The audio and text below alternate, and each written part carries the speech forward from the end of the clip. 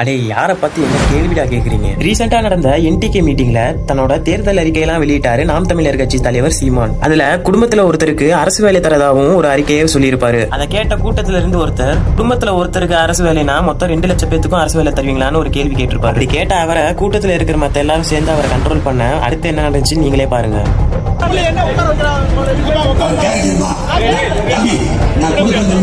நான் கொடுப்பேன் 2 லட்சம் பேரு இங்க இருந்து வேலைக்கு வெளியில போறாங்க.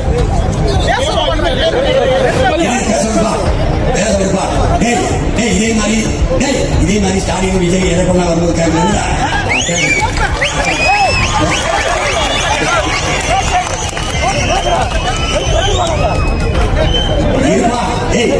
2 லட்சம் எத்தனை லட்சம் பேருக்கு வேலை நான் கொடுக்குறேன் அதான் சொல்றேன் கொடுக்க முடியும்னு சொல்றேன். விடியா கேட்கறான்னு சொல்ல என்கிட்ட கேட்கிறாங்க, அது அனுமதிடா தப்புடா.